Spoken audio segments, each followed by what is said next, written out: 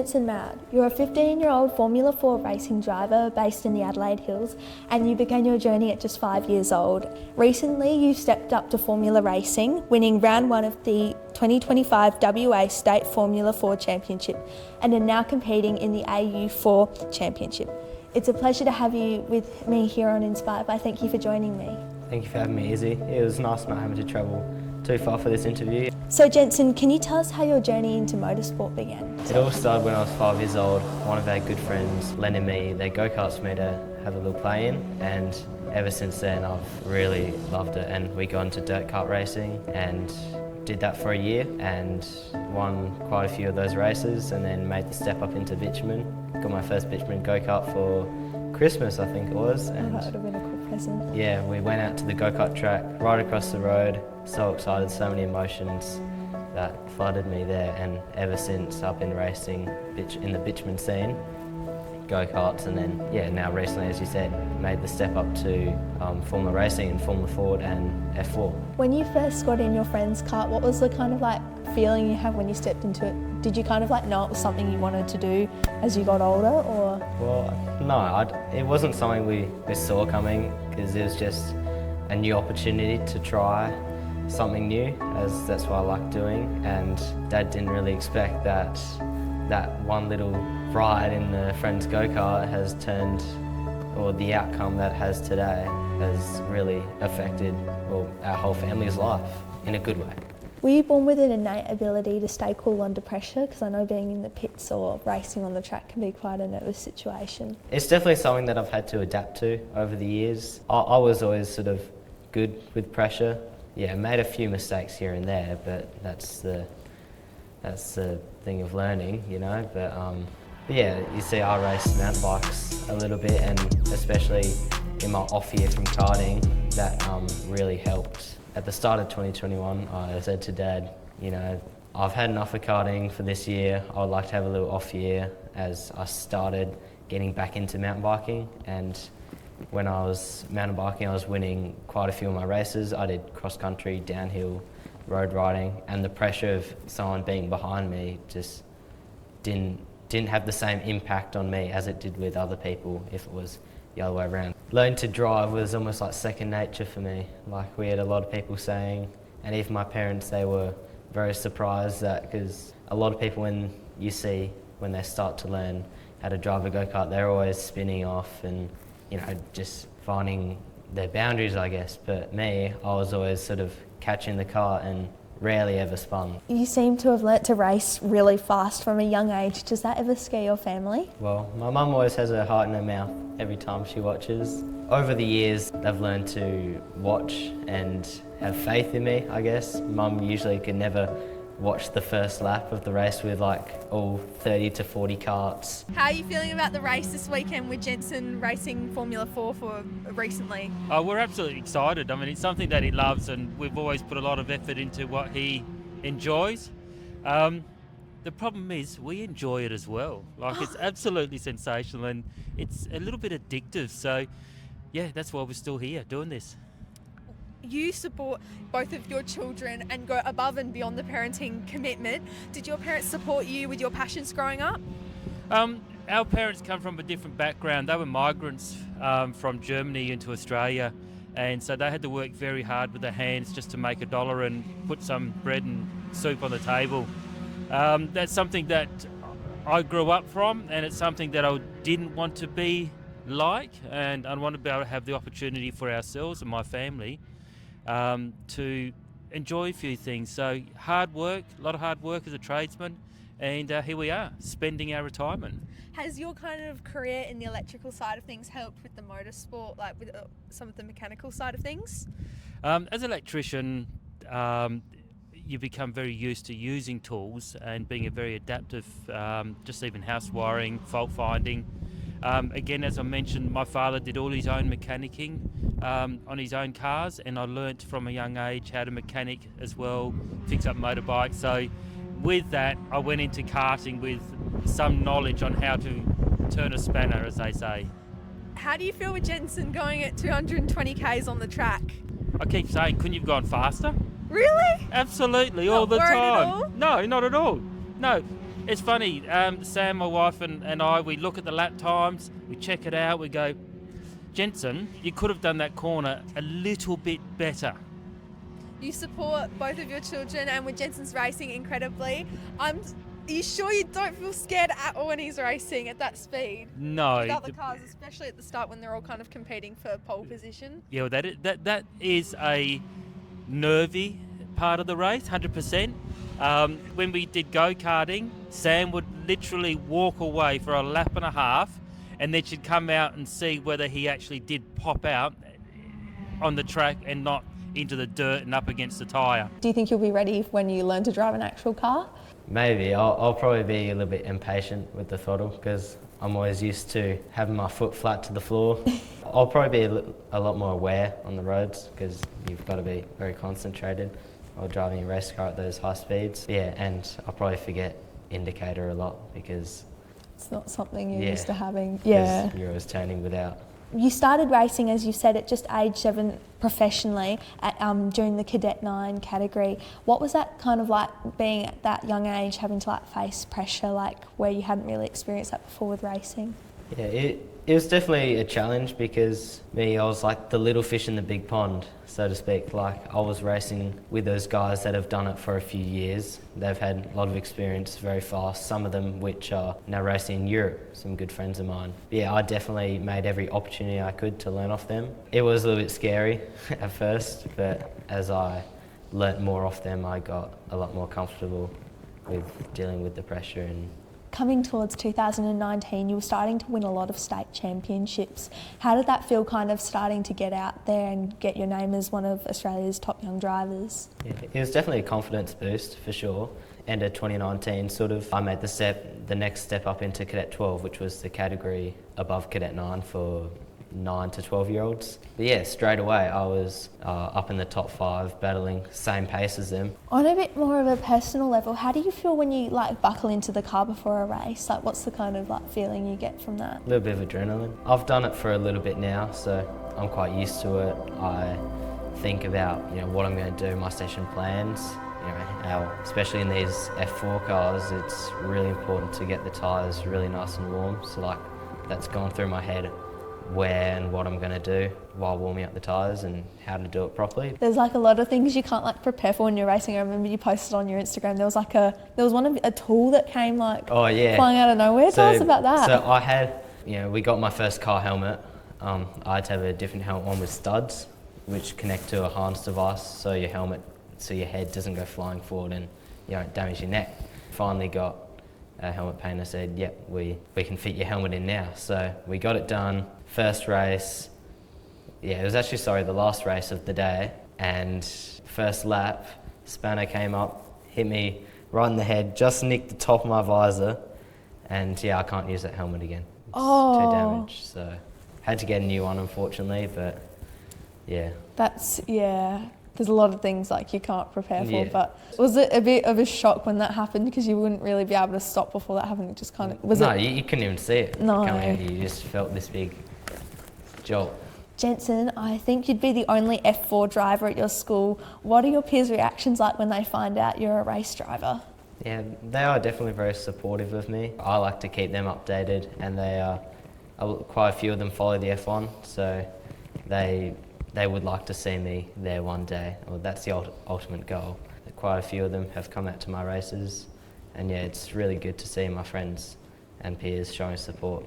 Is your school overall supportive of your racing? Because I know you might have missed a few things you were saying before, but are they supportive of you in terms of that? Yeah, for sure. All my teachers love that I do it. I am the only person in the whole school out of 1,000-something people that does this sport.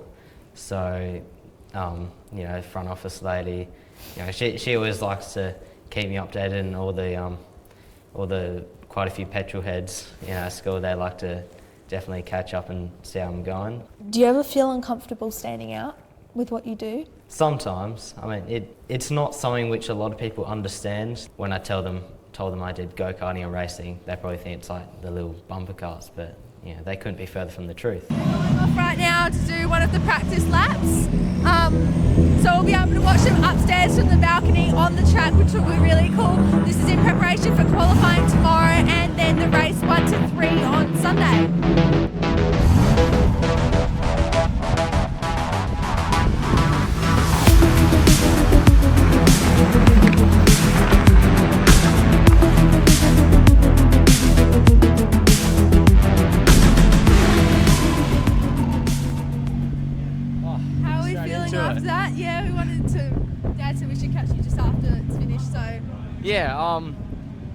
Yeah, it felt alright to start with.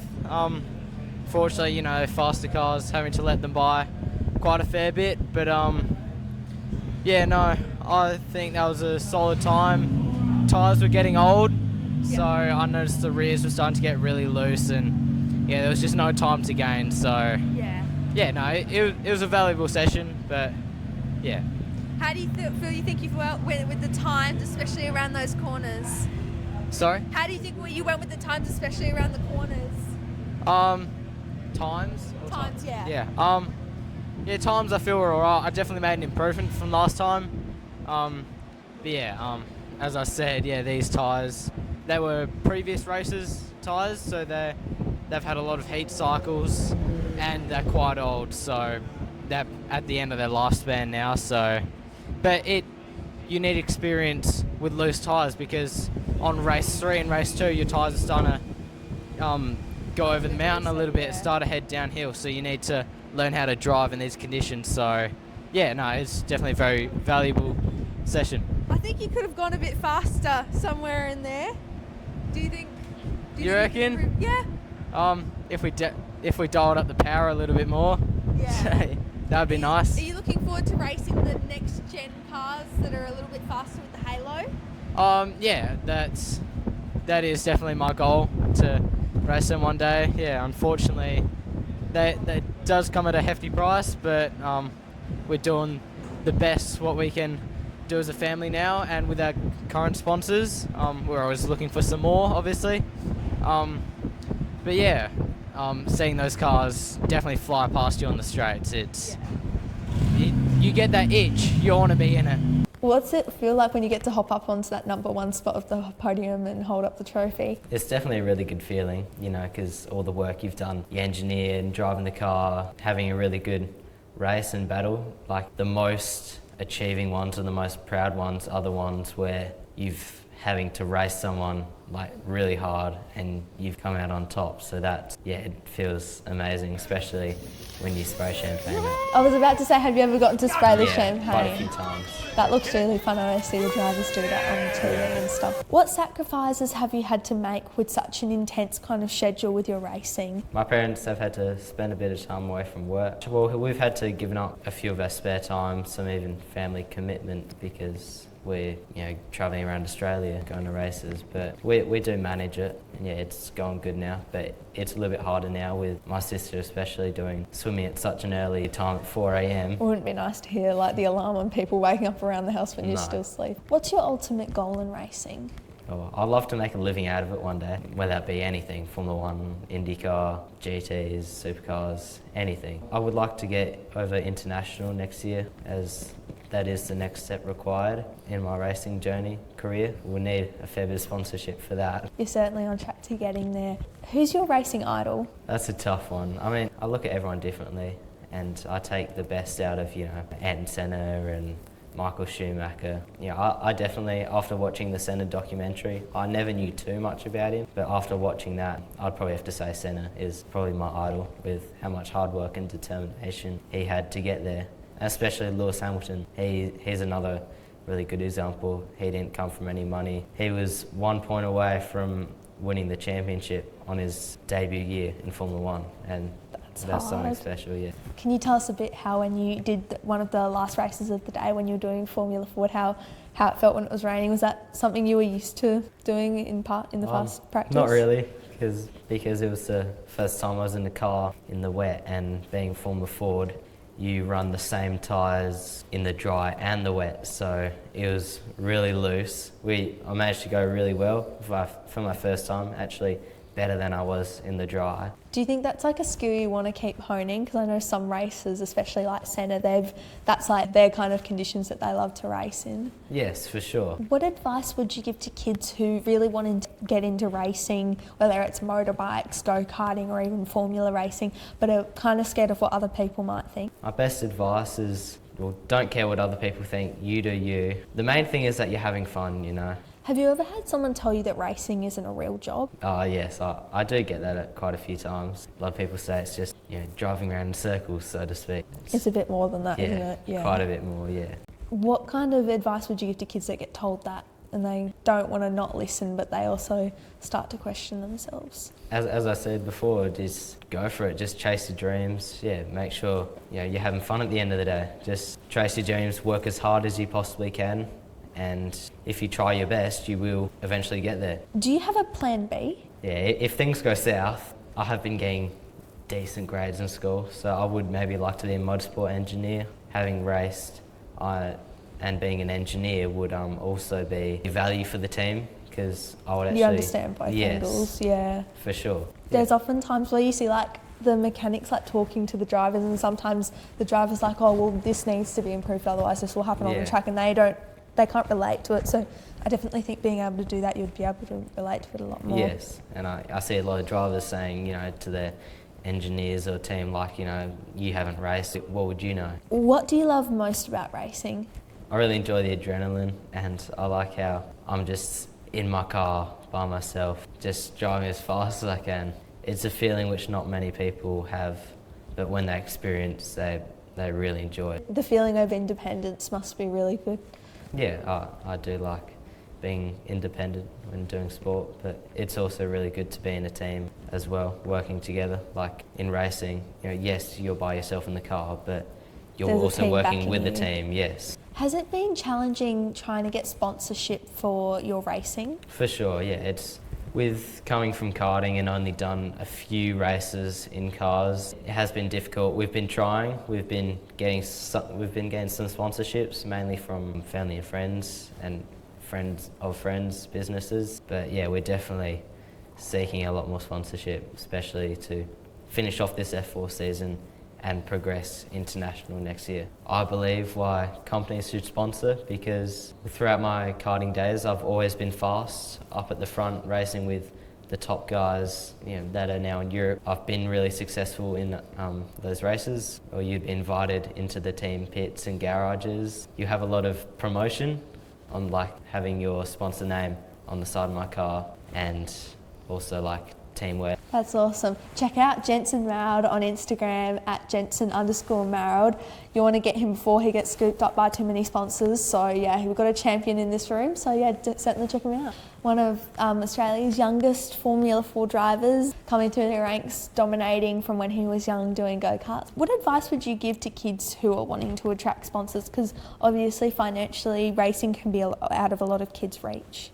For sure. To attract sponsors, you need achievements like championships, winning races, and for those kids that are trying to seek sponsorship, probably just start off at the family level a little bit more, and then as you build more of a resume for yourself and a list of achievements, then you can start reaching out to a little bit more bigger companies. Now, we're in the car. Of course, I haven't got the appropriate race gear on. It'll do. So We're turning on Jensen's car and we're going to see how much it pops the mic sound. yeah, so here we turn on, it's a bit dark in here, but so we turn on our main power. So that is responsible for all the battery, the cameras, data, turning on all of that. Make sure the screen's ready to go. Got our Ford logo. We can turn on the ignition and fire it up.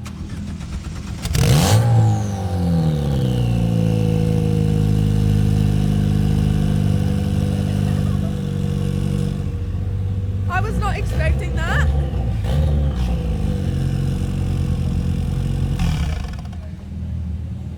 That scared me. Yeah, pretty good. They sound very nice when starting up. Yeah, I think I gave poor old Izzy a fright there, but yeah, that's good. Oh, that was really loud. You don't really expect that at the start when you haven't heard it that much before. Advice I would give, I feel like dirt karts is probably the best way to start in racing. It teaches you that basic level of skill, learn to control the car, because people that have done a little bit of dirt karting, they can come into bitumen and learn how to catch the car a little bit. Bitumen, the minimum age is 7 to start racing, and in dirt it's 5. So it gives kids that 2-year jump. When they hop in a bitumen, they're generally more confident, a little bit more faster, and dirt karting's far more affordable as well. So you can do it just as, even father-son team, or family team, you can rock up to the track, pull it out of the back of your ute or something, and with your little toolbox and That's burn awesome. around the track. Now we're going to do some rapid fire questions. Port or crows? Crows, for sure.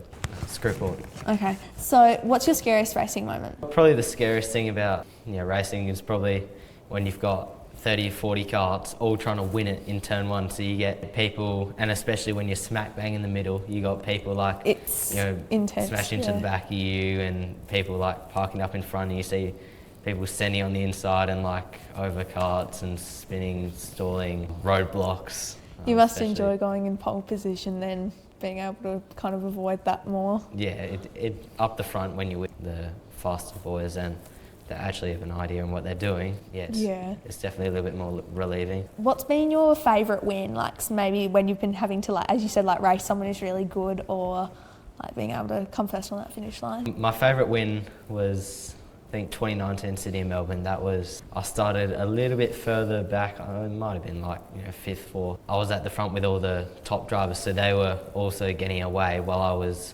fighting. So I was sort of picking off one by one, and then on the last lap, second last corner, I made the pass for the lead and stuck it. And that was probably one of my most memorable and most achieving moments ever. Now this one's for Adam and Jenny. This is a bit of a personality one, but how do you eat a Freddo, head first or feet first? Head first. Okay, All good. the time. We don't have a psycho.